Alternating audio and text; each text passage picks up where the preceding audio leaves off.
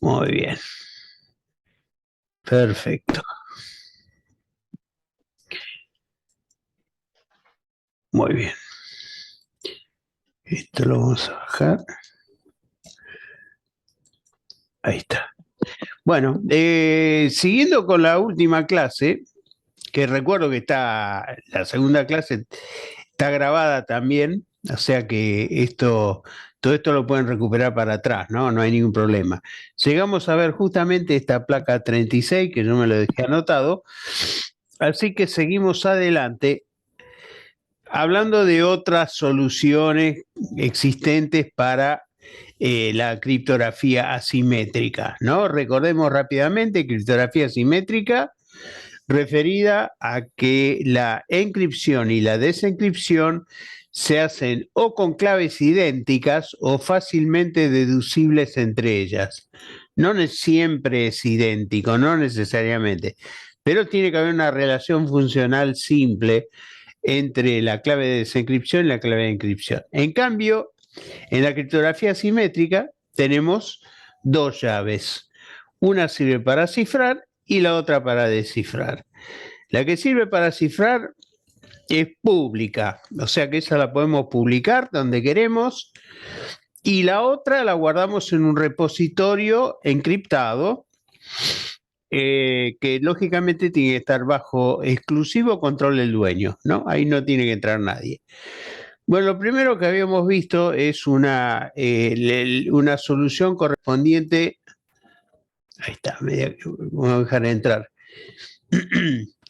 Una solución correspondiente a lo que es el método RCA, recordemos rápidamente, sí, que está acá, en la asimétrica. Sí, esta, bueno, en realidad es una placa que no es numérica, pero más o menos explica la cosa, en la cual se genera un par de claves que son exponentes numéricos a los cuales se eleva el mensaje que también es numérico. Y ese exponente sirve para cifrar, como marca acá este primer rectángulo amarillo, y en el segundo, elevando el cifrado al exponente que es la clave privada, se recupera el mensaje. O sea que es una transformación numérica elemental, ¿no? Técnicamente se la conoce como exponenciación modular.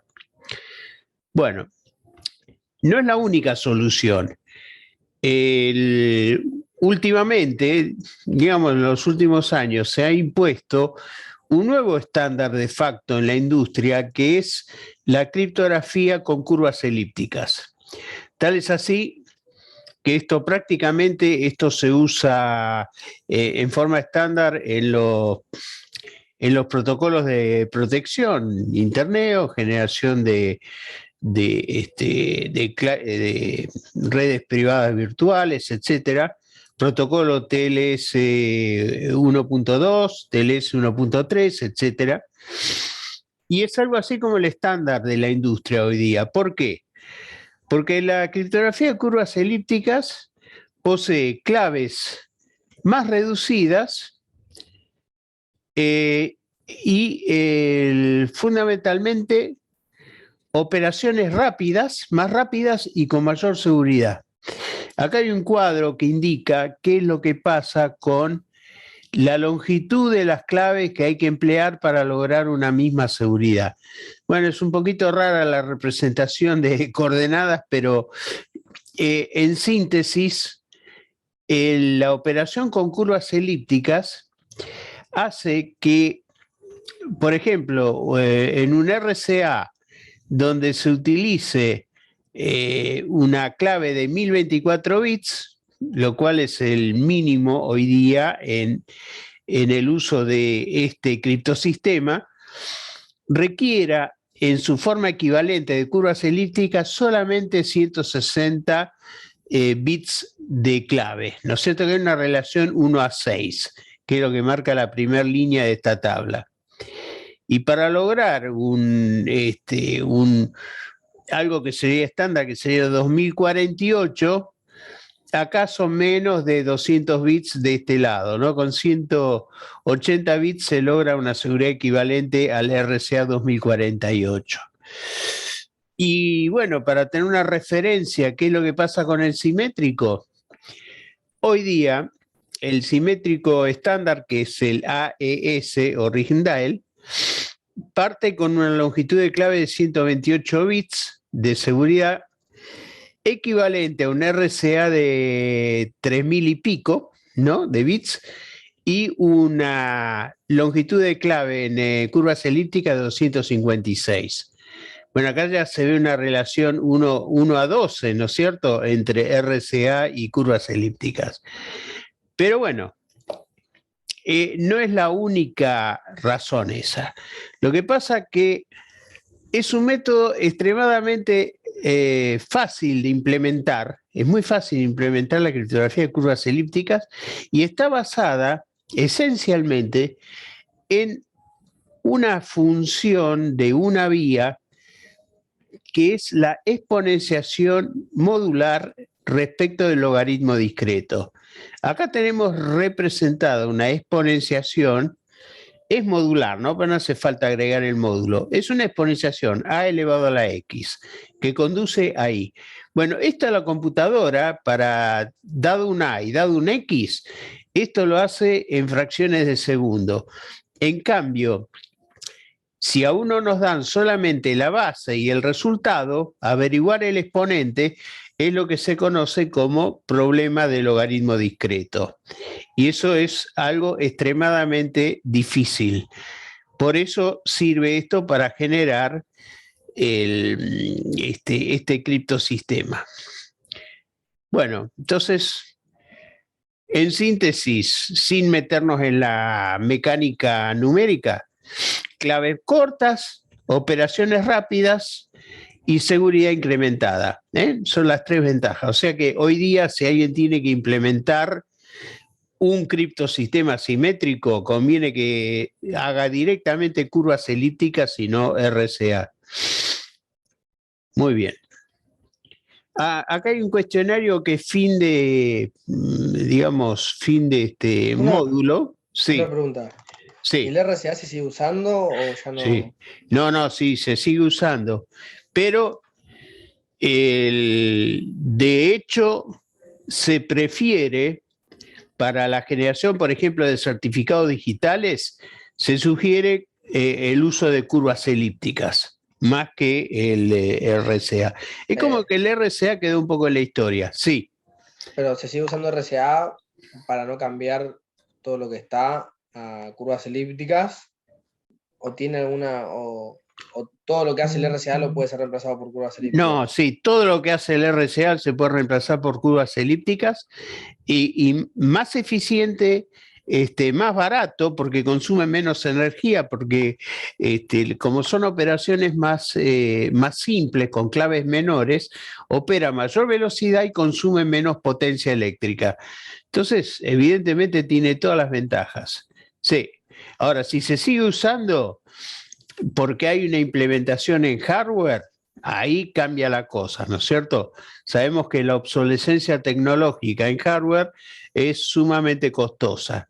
Entonces, sí, bueno, en ese caso uno prefiere seguir con lo viejo, aunque no sea lo más eficiente, pero si uno tiene que arrancar de cero, sin ninguna duda hay que mandarse a curvas elípticas. Pedro, una consultita. Sí, Con respecto a AES. Yo sí, vengo usando AES en lo que es routers hace un montón de tiempo. sí. Y que suplantó el tema de RCA. Y acá estás hablando de No, no, curvas no, no, elípticas. para un cachito. A ese es un simétrico. Sí. Esa es la diferencia. Ojo, ¿eh? Ujú.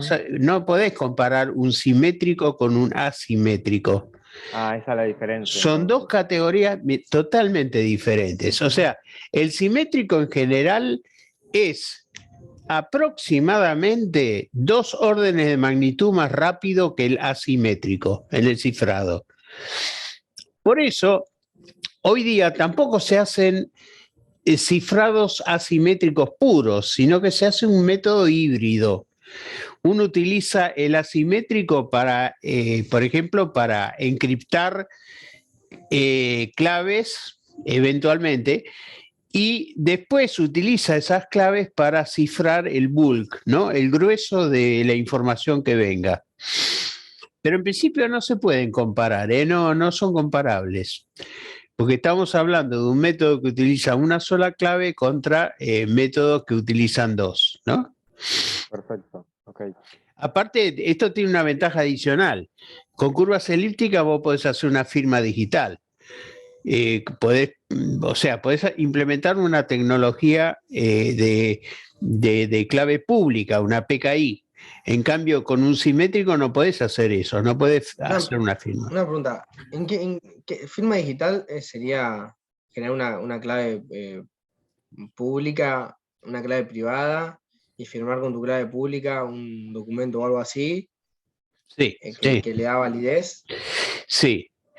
El tema es así. En el cifrado asimétrico, o sea, en el cifrado normalmente uno transforma un documento con la clave pública del receptor y después el que recibe usa su clave privada para abrirlo, como muestra este cuadro. Ahora, si en vez de usar la clave pública del receptor, uso la clave privada propia, el emisor usa su clave privada propia, el receptor lo único que puede hacer es usar la clave pública del emisor para abrir esa transformación, que no es un cifrado, pero sí es una transformación. O sea, en vez de elevar al exponente de la clave pública, lo elevamos primero al exponente de la privada propia. Entonces, como eso se abre con el exponente del emisor, de la clave pública del emisor, cualquiera puede verificar la firma digital. O sea, esa es la diferencia. Ah, claro. O sea, que en vez de cifrar con la clave pública del receptor, cifro con mi clave privada y el receptor con mi clave pública lo puede ver. Exacto, Y sabe que vino de mí. exactamente, eso es firma digital. Esencialmente eso es. Bueno. Bueno, y eso lo brinda la criptografía simétrica, ¿viste? Con criptografía simétrica vos no podés hacer eso. Así que esa es la gran diferencia. No sé no sé quién me hizo la pregunta del AES, no lo identifiqué. Yo, Pablo. Pablo, bien, decime una cosa, ¿te respondí o por ahí mandé No, una sí, sí, sí, sí, explicación? sí. No, me quedó claro. Yo no me acordaba esa parte, me falté la clase anterior, que Ah, no pude venir, y no me acordaba de eso. Y ahora que me lo refrescaste, sí, sí, pues yo ya había leído de esto. Pero me quedaba la Sí, duda, sí, sí. justamente por eso. Pero no, ya me quedó clarísimo. si me permiten un comentario, el punto clave es el siguiente, que cuando uno, mediante un software que generalmente está truchado, generas tu clave privada y tu clave pública, la clave pública se la pone luego en un certificado digital. Y el tema es verificar fehacientemente que una clave pública le corresponde a una cierta entidad. No sé si está claro lo que digo. O sea, si uno de nosotros tiene una clave pública, alguien tiene que certificar que es cierto, porque si no, tenés sistemas como PGP, que usa mucha gente alegremente, donde realmente hay una clave pública y te dicen, es la clave pública de Juan. ¿Y quién da fe de eso? Y acá está mi prima, mi tía y mi mamá que dicen que es cierto. Así no sirve. Claro. Porque te dicen, bueno, Entonces, cifra con esta clave pública y capaz sí, que no sí, pero es. Le está cifrando a esto, alguien que no es. no tiene validez legal.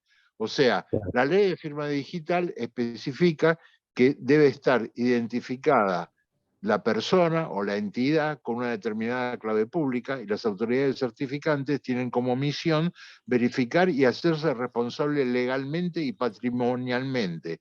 O sea, una entidad, o sea, una autoridad certificante tiene que tener seguros por millones de dólares, porque si no, cualquier estafa que se haga tiene que ser responsable. ¿Está claro lo que digo?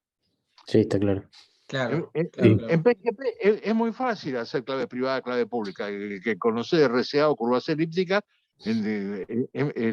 no es complicado, digamos, el software, no es una cosa de loco, ¿no? Pero bueno, yo me genero mi clave pública y se las mando a ustedes. ¿Y ustedes cómo saben que es la mía?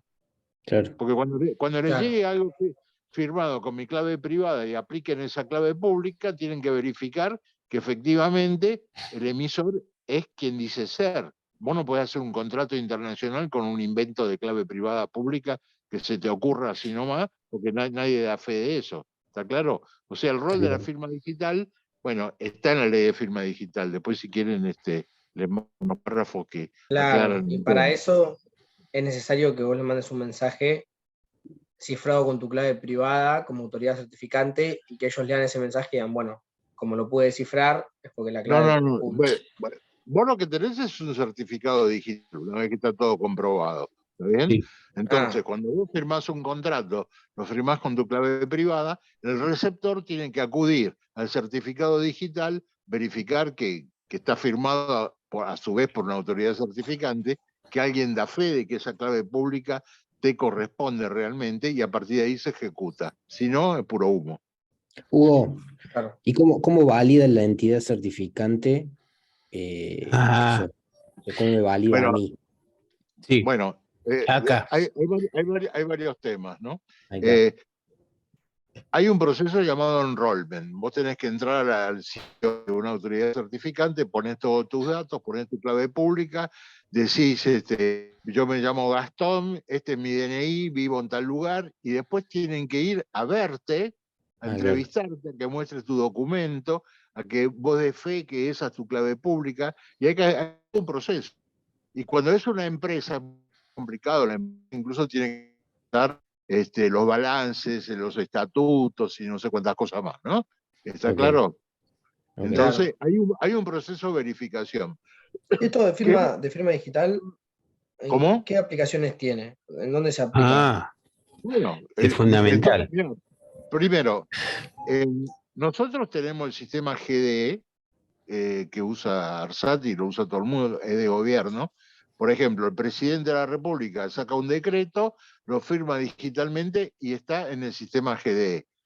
Todo lo que ponemos, qué sé yo, cualquier gerente, cualquier autoridad, por ejemplo, en ARSAT, que hace algo en el sistema GDE ya tiene validez legal, porque para eso tenés una firma digital dentro de ese sistema. Es más fácil. Vos sacás un documento, le pongo mi firma digital, lo mando y ya es válido porque Exactamente. ya verifiqué, por una autoridad certificante me verificó que yo... Claro, queda registrado. Ese es el gran lío con el sistema GDE, porque Claro, en este momento ya ocupa petabytes. Entonces, la cuestión es cómo backupear todo eso, ¿no? Porque está lleno de tráfico entre organismos que están firmados digitalmente. ¿Qué sé yo? Por ejemplo, lo que hicimos ahora del convenio con INVAP se firmó digitalmente, tanto por INVAP como por el lado de... Claro. Y para firmarlo digital, ahí lo firmás con tu clave privada. Exacto. Claro, y únicamente lo conoces vos. Claro, a ver, lo que tenemos firma digital, por ejemplo, en ARSAT, vos haces, por ejemplo, un PDF y después tenés la opción de firmar digitalmente. Como te autentica con tu clave, te hace la firma digital. Después, si quieren, les mando alguna firma digital de algo para que vean cómo queda el documento. O sea, lo incrustan en el PDF, ¿no? Etcétera. Claro. Bueno, después hay mucho que discutir. Cómo se generan las claves, es muy fácil truchar un montón de cosas. Las empresas internacionales y los sistemas de espionaje son especialistas y es muy fácil truchar, etcétera, etcétera. Pero bueno, acá hay una especie de fe religiosa en la firma digital y bueno, no tienen la menor idea de los problemas que puede haber. Pero bueno, esa es la realidad. ¿Ok? Sí. Ok. Claro, genial. Es muy importante acá lo que comenta Hugo. En esta placa, bueno, está un poquito adelantada, ¿no es cierto? Porque acá tuve que saltear alguna placa para sincronizar lo que se hablaba con lo que vemos. Acá está básicamente el circuito de las claves pública-privada y los certificados digitales. Básicamente intervienen tres tipos de autoridades. La autoridad certificante, sean siglas en inglés, ¿no? La autoridad de registro y la autoridad de validación. La autoridad de validación, que es toda esta rama derecha que ven acá, esto solamente interviene para comercios y e-commerce, todo lo que sea e-commerce. ¿no? Porque ahí lo que pasa es que el usuario, el cliente, se conecta con un store, presenta su certificado, el comercio verifica a través de una autoridad de validación de que el certificado sea auténtico, y a partir de ese momento hace una transacción electrónica, alguna venta o lo que sea, algún servicio. Pero la rama izquierda es lo tradicional, todo esto que está acá a la izquierda, ¿no? Toda la columna izquierda. ¿Por qué? El usuario primero, a través de cualquier algoritmo, que sea RCA, curvas elípticas o cualquier otro, genera su clave pública y clave privada. Envía la clave pública a la autoridad de registro, que es una autoridad intermedia que conoce a esta persona, la conoce físicamente. Por ejemplo, este es un usuario y este es un banco, ¿no? Entonces, el banco da fe de la recepción de la clave pública de tal persona. Y una vez que certificó de que efectivamente se trata de esa persona, le manda la clave pública a la autoridad certificante, que es la que emite el certificado. Y el certificado después vuelve al usuario, ¿no? Y lo usa. O sea, generalmente ni siquiera vuelve al usuario, sino que lo deposita en un repositorio común. Un repositorio donde cualquiera puede llegar a recuperar la clave privada de cualquier usuario. Bueno, este es el mecanismo básico de lo que se conoce como tecnología PKI, Public Key Infrastructure, infraestructura de clave pública. Y la clave privada ahí no se usa en todo ese proceso. No, la clave privada está metida, incrustada en un contenedor, que es una pequeña base de datos que tiene el usuario en algún lado. Puede ser, si fuera Windows, sería en la registry, ¿no?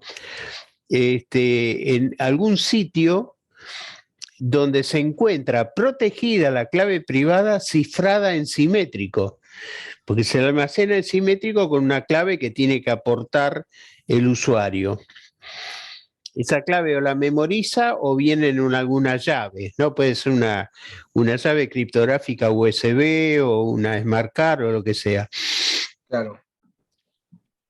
¿Eh? Esa clave privada. Quería agregar una cosa por la pregunta que hizo Ivo. ¿Qué pasa cuando vos comprás, por ejemplo, algo en Amazon? O sea, yo... Comercio electrónico. O te compras un libro en librería Jenny o lo que sea. Vos te conectás por la web y querés comprar algo, ¿no? Muy Sí. bien. Entonces te va a pedir tu tarjeta de crédito. ¿Vos Claro. qué seguridad tenés? Claro, eso yo no sé qué seguridad tengo. No, Bueno, ninguna. el asunto es así. Cuando vos te conectás a un sitio seguro, que están caracterizados porque abajo aparece un candadito, ¿Tiene HTTPS? Sí. Entonces, el sitio, vos te conectás a Amazon y Amazon te manda su certificado con su clave pública que baja a la memoria RAM de tu PC. Cuando vos escribís cualquier cosa, se encripta con la clave pública del destinatario, que es Amazon. ¿Y quién lo puede abrir? Únicamente Amazon, que tiene clave privada. Claro. Y así se hace el comercio electrónico. Entonces, lo interesante es que, estadísticamente hablando, ninguna tarjeta de crédito, ni Visa, ni ninguna, tiene un fraude detectado de transacciones hechas con un sitio seguro. O sea, no hubo nunca ninguna violación. Claro.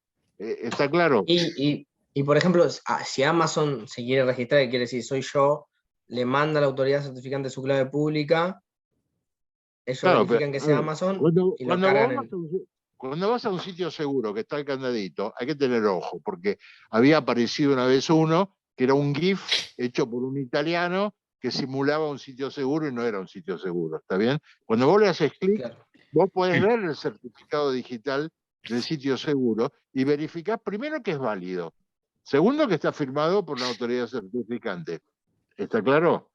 Una cosa que acá te aparece claro, mucho, por ejemplo, en los supermercados que tienen certificados vencidos. ¿Está bien? Sí.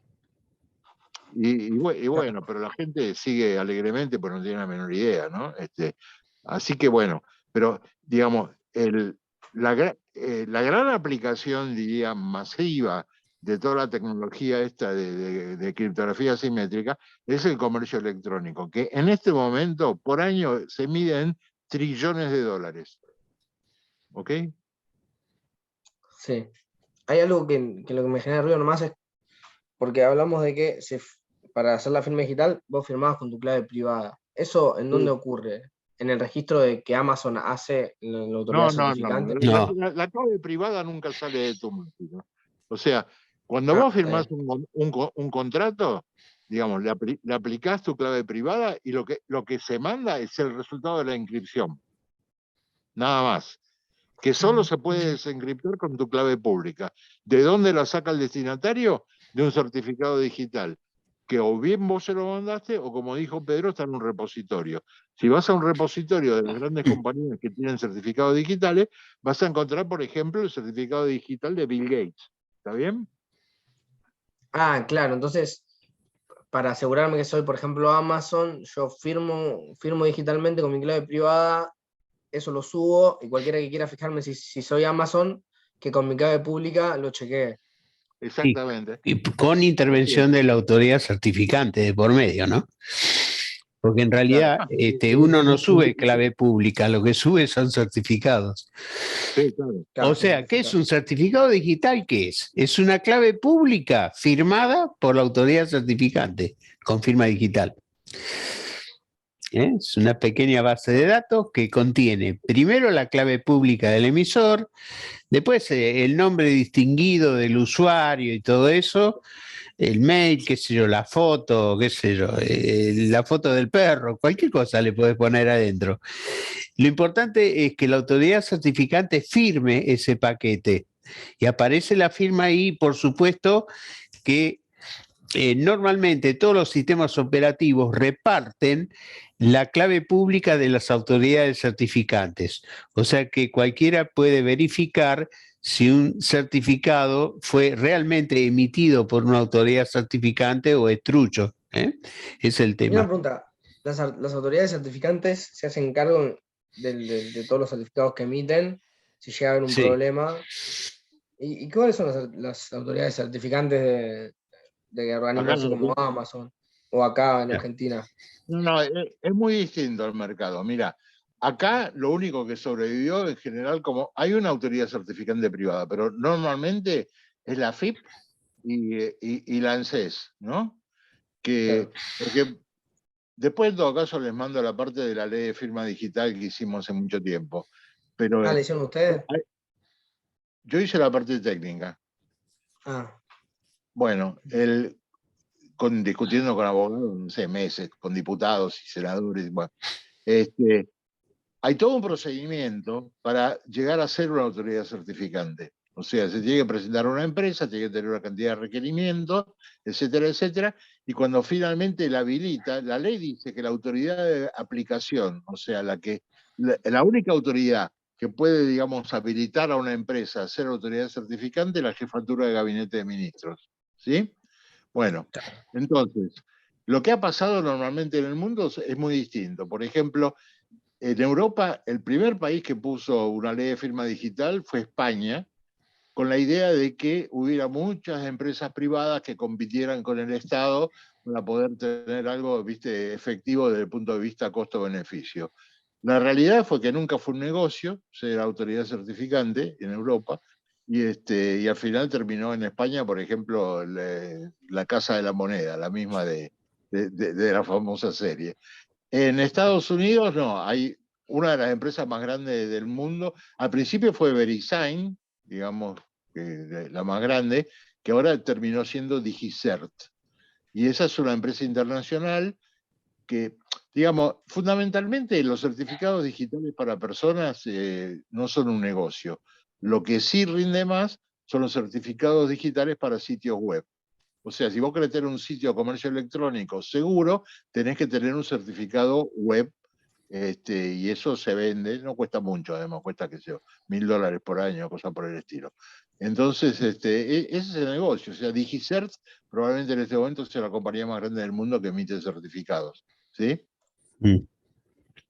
Después existen otras cosas como los certificados cruzados, o sea, autoridades certificantes que se certifican mutuamente y pueden armar jerarquías incluso, en la cual un certificado de una autoridad certificante es reconocida por las que están en la parte superior de su jerarquía, ¿no?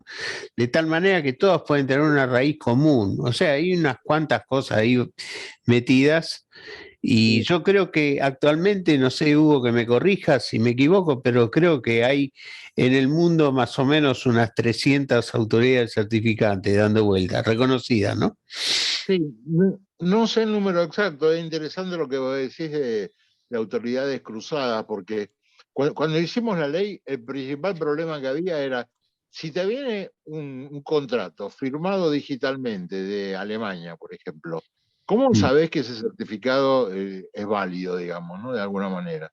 Entonces, Sí. bueno, a la conclusión que se llegó en la ley, que es la única cosa práctica, es decir, que si ese certificado fue emitido de acuerdo a la ley de firma digital del país de origen, en este caso Alemania, entonces es aceptado por la legislación argentina. No sé si está claro. Claro. Sí, sí. ¿Y usted cómo, o sea, cómo se Sí, llega a está claro. chequear eso? ¿Cómo? ¿Cómo chequeas que el certificado de alemán que me llevó se corresponde con la ley? O sea, Bueno, yo acepto a una autoridad porque certificante. tiene que estar firmado digitalmente por una autoridad certificante válida en Alemania. Ah, Vos podés claro. entrar al sitio web, revisás y esas autoridades certificantes tienen toda la información en los sitios web que vos podés chequear con los gobiernos Sí. correspondientes. ¿Te das cuenta? Y lo más Porque, probable es que tengan una raíz común. O sea, que todos vengan de algún certificado DigiCert, por ejemplo. Porque claro, DigiCert por ahí, si uno certifica internacionalmente con una autoridad tan importante como DigiCert, entonces cualquiera, la alemana, la suiza, la italiana, lo que sea, todas son reconocidas por DigiCert. Entonces hay una cadena de confianza que se va heredando de arriba para abajo. ¿Eh? Entonces, si el certificado alemán está aprobado, es porque lo aprueba DigiCert, que a su vez DigiCert aprobó la Argentina, digamos, ¿no?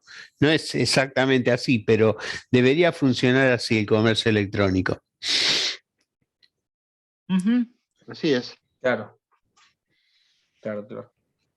Así que, bueno, todo esto es un temita bastante interesante. Nos hemos salteado un poco acá en el curso el tema de la autenticación, que se podría hablar un poco, y lo que podríamos hacer es volver para atrás, hablar un poco de autenticación, control de integridad. Bueno, estos son temas muy importantes, ¿no? Vamos a aprovechar estos minutos que quedan para hablar un poquito de control de integridad. Todos hemos oído hablar de lo que son las funciones hash, ¿no? La característica esencial de la función hash es que toma cualquier información de entrada digital, de cualquier longitud que sea, y la transforma en un paquete de unos pocos bits. Hablo de pocos bits porque esos pocos bits pueden ser 256 bits, 512, 1024, eventualmente, pero son poquitos respecto al volumen de información de entrada. Esto trabaja como si fuera un embudo, ¿no es cierto? En el embudo ustedes meten información que puede tener una longitud totalmente arbitraria. Por ejemplo, un disco rígido completo de punta a punta ingresa en la función de hashing y lo que sale es un pequeño valor fijo que es el hash, ¿no? Hash significa directamente, o función de digesto, significa algo así como un picado de la información, ¿no? Como quien pica carne, ¿no? Y la condensa. Bueno, ¿qué características tiene esto para asegurar una de las funciones que tiene la criptografía? Que hacen control de integridad. El hashing es el medio mediante el cual la criptografía soluciona el control de integridad. ¿Cómo lo hace? Cuando ustedes colocan información de entrada en una función hash, a la salida, ese código de salida tiene la siguiente característica, que cada bit de entrada afecta a todos los bits de salida en el hashing. ¿Se entiende? Si yo modifico un solo bit en la cadena de entrada, el cambio es, por así decirlo, dramático, catastrófico en la salida, porque altera los caracteres de la salida. A nivel de bits, lo que va a ocurrir es que el 50% de los bits de salida van a estar modificados. No se modifica el 100% porque al hacer un cambio, un bit 0 se puede transformar en un 0 o un 1. O sea, si tiene igual chance, va a haber un 50% de chance que cambie de valor, 50% que no cambie de valor. Pero lo afecta indefectiblemente. Y eso es la característica que permite reconocer si una información ha sufrido algún tipo de modificación, ya sea en tránsito o en almacenamiento, ¿no? Muchas veces se utiliza el hashing para controlar la integridad de la información en tránsito, o sea que el emisor manda una información acompañando su hashing con algún mecanismo y el receptor vuelve a calcular el hashing y si le coincide con el hashing emitido por el emisor, está seguro que está hablando de la misma cosa, o sea que la información no se transformó. Y lo mismo en lo que se refiere a almacenamiento. Bueno, una característica que tienen estas funciones de hashing, entre otras cosas, es que aparecen colisiones. ¿Qué se define como colisión? Acá está marcado en rojo una colisión con un hash que está marcado como 0,2 entre dos entradas de datos diferentes.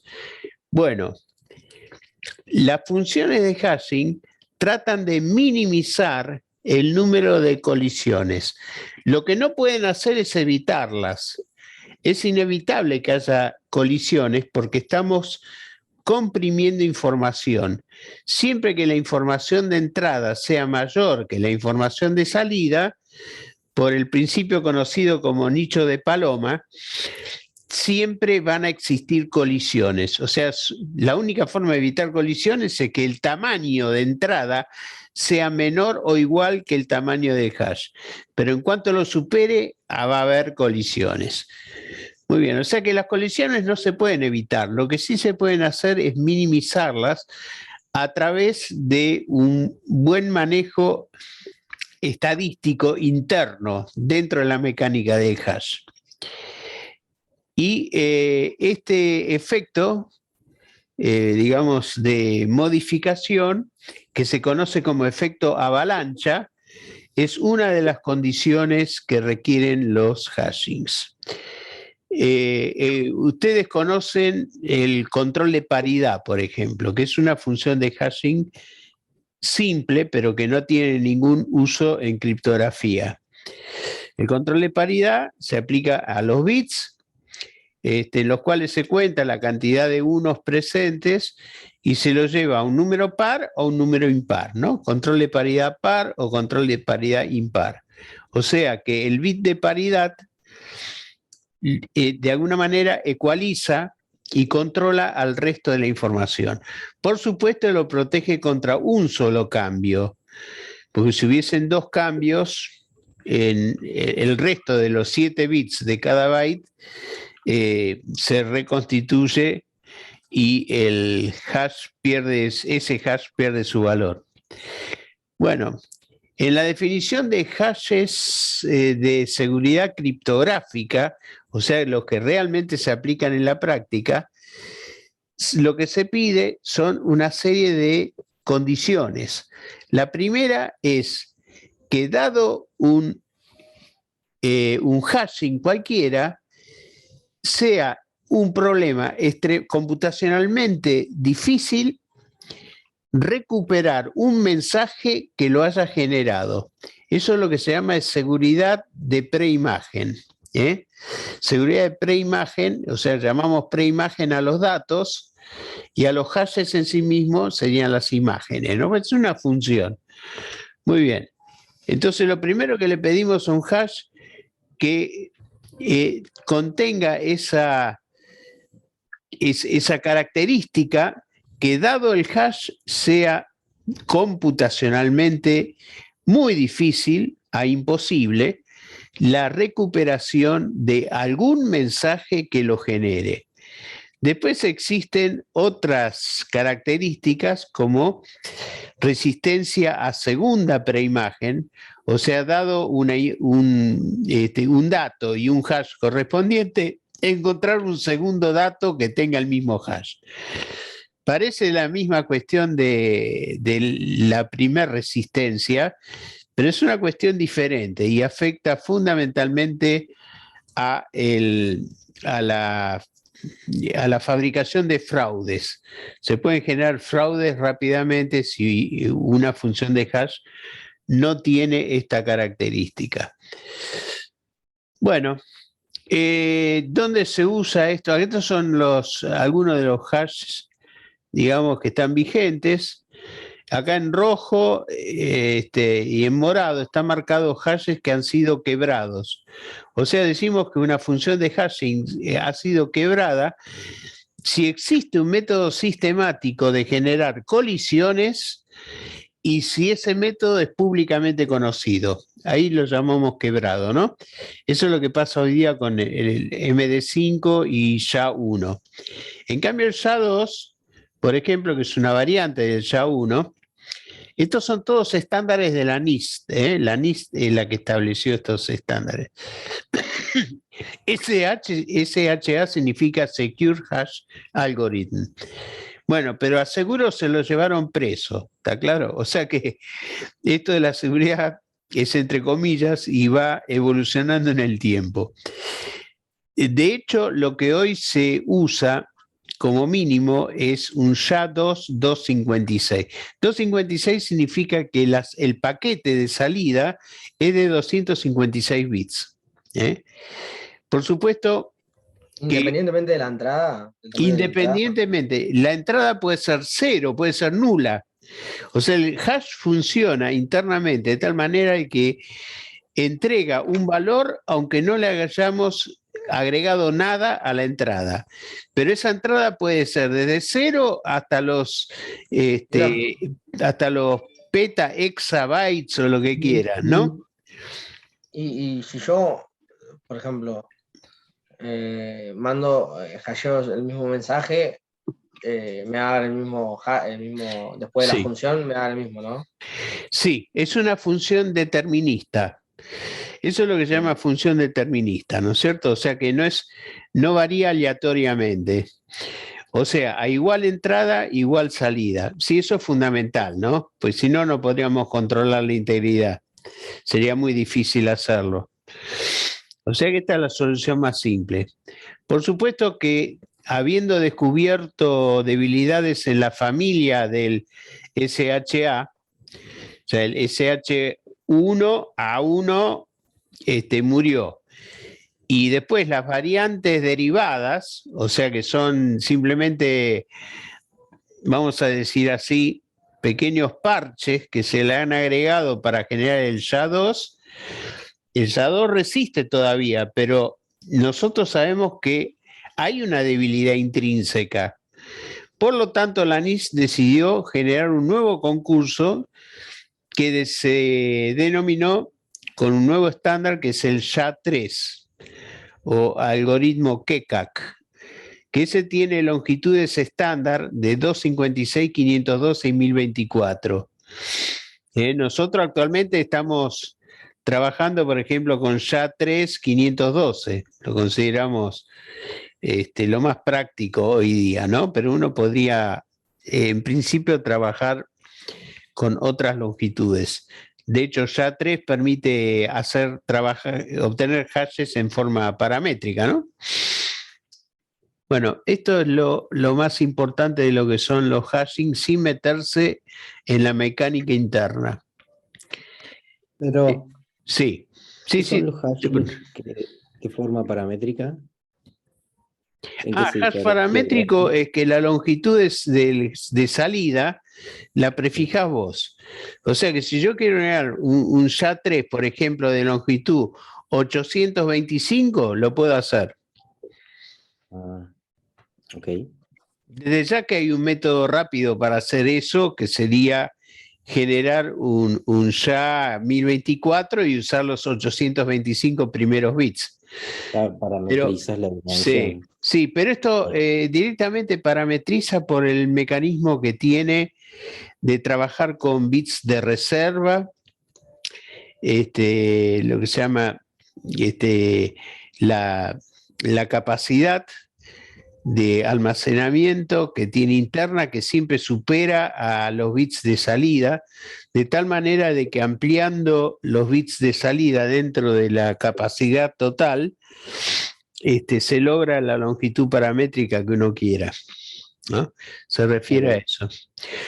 Uno de los usos más importantes, digamos, fuera de la criptografía, en la cual esto es, digamos, moneda corriente en criptografía, esto se usa en todos lados, es en informática forense, ¿no?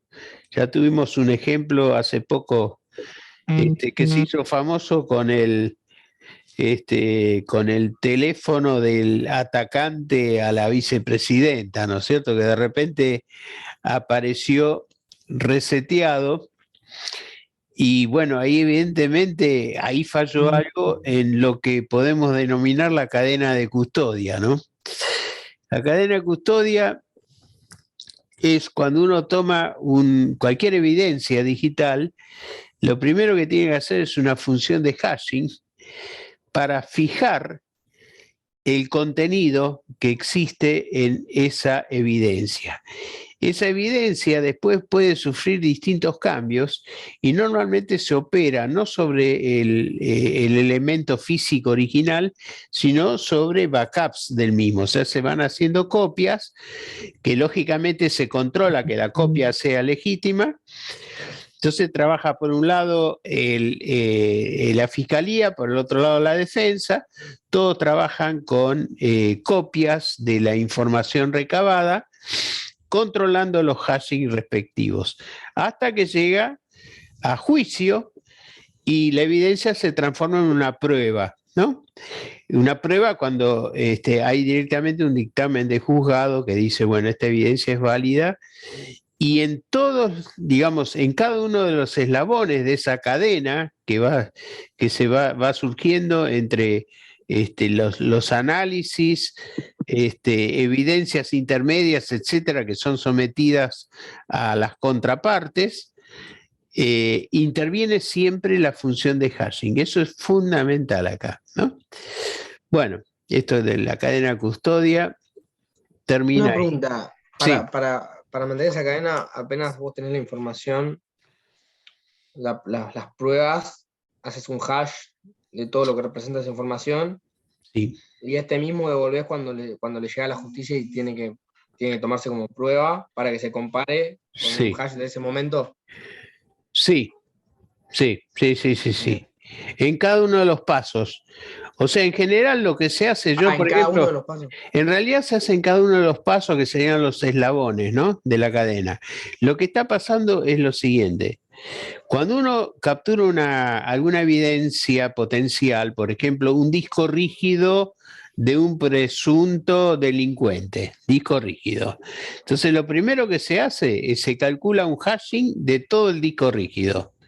A partir de ese momento se hacen todas las copias que uno quiera, pero tanto digamos, las contrapartes, que son la parte acusadora que viene por fiscalía y la parte de la defensoría por el otro lado, trabajan sobre ese mismo material, pero controlando que los hashing no hayan sido alterados. Porque si no, es muy fácil revocar una evidencia si el juzgado determina de que alguien manipuló la información de base, ¿no es cierto? O sea, la Defensoría puede decir, no, ese archivo me lo plantaron después de haberlo capturado. No, no lo plantaron porque el hashing es el mismo hashing original Claro. que se tomó en el momento de realizar la captura de la evidencia. ¿Eh? Y así sucesivamente. Después el juez es el último que termina generando una prueba jurídica a partir de la evidencia, garantizando la integridad a lo largo de la cadena, de todo el tratamiento que haya sufrido. Claro, está bien. Muy En bien. cada paso hay que chequear el hash a ver si coincide con Sí, el sí, primero. sí, eso es fundamental. Eso es fundamental. Bueno, yo lo que haría es lo siguiente. También, Sí. quería una observación. Una aplicación fundamental es todo lo que tiene que ver con copyright, etcétera, ¿no? Pero fíjense qué interesante, ¿no? Supongamos que uno agarra, toma una versión digital de un libro. Entonces le cambia un punto por una coma en alguna de las páginas y ya cambió todo el hashing. Justamente por lo que decía Pedro, el efecto avalancha. Vos tocás algo, un bit y ¡pum! Cambió todo, ¿no? Ahora, cualquiera que lea, yo hago mi versión del libro y quiero decir que yo soy el autor, pero me lo copié. Entonces, cualquiera que lea los libros se da cuenta, cualquier ser humano se da cuenta que es lo mismo, ¿viste? Y ni siquiera por ahí detecta que un punto fue cambiado por una coma. Eso por un lado. También pasa con la música. Vos podés agarrar, qué sé yo, una partitura y le cambias una nota un poquito y ya da otro hashing. Y también con las fotografías, ¿no? Entonces, la cuestión es que se ha desarrollado una tecnología que son muy interesantes y muy complicada, que se llaman los hashings perceptuales. ¿Cuál es la idea? Que si vos tomás, por ejemplo, un libro, como dije, y le cambiás una cosita, nada más, una pavada cualquiera, entonces salen hashings prácticamente idénticos que detectan que el segundo fue una copia del primero con alguna modificación leve, y lo mismo con fotografías, etcétera, etcétera. Y eso se usa mucho para todo lo que tiene que ver copyright y bueno, derecho de propiedad intelectual, etcétera. Así que Claro. y también, ¿sabes qué? Para detectar el plagio de los estudiantes, ¿no? Porque eso es una especie de mal universal en este momento, que un estudiante se le encarga un trabajo sobre algún tema, va a la web, consigue algo, se lo copia y después dice que lo inventó él, ¿no? Entonces se han desarrollado por las universidades detectores de plagio basados en este tipo de tecnología de hashing perceptuales. Sí, es muy interesante esto, Hugo.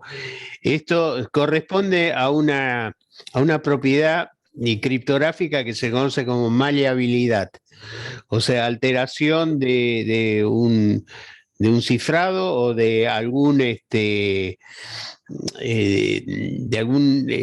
hashing en este caso, y que tenga relación, o sea, que dé otra vez una interpretación semántica correcta, ¿no? O sea que es una cosa sumamente importante, aunque debe ser bastante difícil desarrollarlo, ¿no?